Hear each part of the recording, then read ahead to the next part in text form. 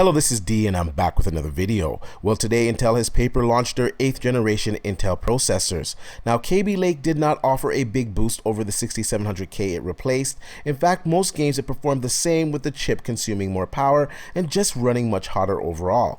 AMD has put Intel on their toes after years of resting on their laurels. Now, Kaby Lake looks to address a lot of these issues and recapture some of that market share it lost to AMD this year with the introduction of Ryzen. The new Kaby Lake architecture looks to be the same compared to Kaby Lake, with the addition of 2 more cores and a whopping 12 megabytes of L2 cache. Now, what makes it a head scratcher for me is why a new board is needed. Yes, the pins are different, but it's still an LGA 1151 socket. Now, that aside, the chip is priced at $360, which is a great value for the performance that you're going to get. Now, the CPU runs no slower than 3.7 gigahertz and boosts automatically a single core as high as 4.7 gigahertz. Hardware Unbox has an article up at TechSpot and a video which I will link in the description below. Now, I have also used some of his benchmarks and some other sites, and all the benchmarks will have a link to the original source in the description down below. So without further ado, let's look at these benchmarks.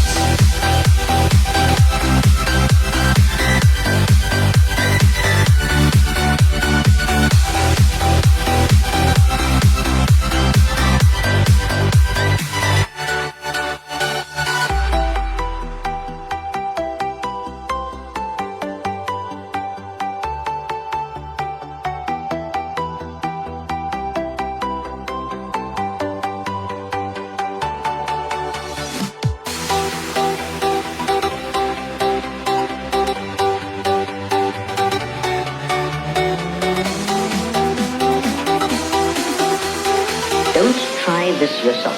It's extremely dangerous.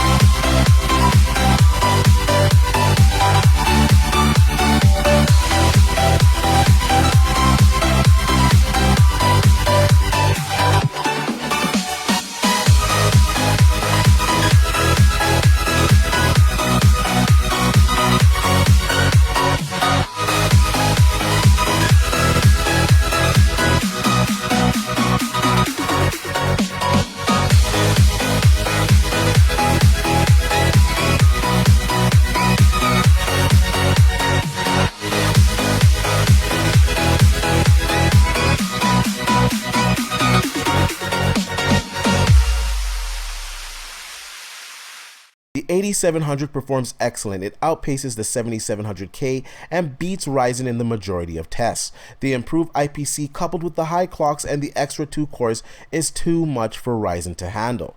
Now, competition is good, and I doubt consumers would be getting these prices or cores without Ryzen. The 8700K is king of gaming, but more for those that need a high frame rate at 1080p. Now, once we start to go up in resolution, that lead starts to shrink, and at 4K, where the GPU is a bottleneck, they all perform the same within a frame or 2 per second. Now, I see a lot of sites rushing out to give the 8700K the price to perform its crown, and I disagree with this on some points. Now, the 8700K costs $360. The Ryzen 1700 can be had for $300. The 8700K, you have to buy a new cooler if you want a substantial overclock, and you're gonna buy a $100 cooler. Intel's motherboards traditionally are priced higher, and they also like to force you into getting a new motherboard when their CPUs arrive. Now, AMD's AM4 platform will be supported until 2020, and also most gamers will grab a Ryzen 5 1600, which can be had for just $210. Yes, the 8700K offers great performance and the best you can get for 1080p gaming.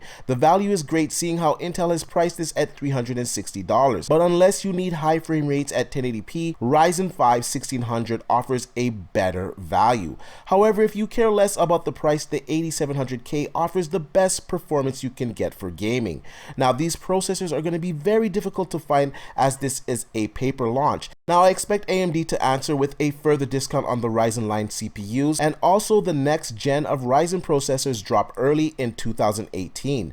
Now, hopefully improved single core performance and better 1080p gaming results can be had, and I also would like to see a higher frequency on the overclock, say 4.3 to 4.7 gigahertz, as Intel overclocks are really allowing them to catch and beat Ryzen. Now, overall, it's looking like the 8700K is a monster monster gaming CPU. Anyways, I really want to know what you guys think, so please leave your comments down below. I ask you guys to like, share, and subscribe to the channel, and I'll see you guys on the next one.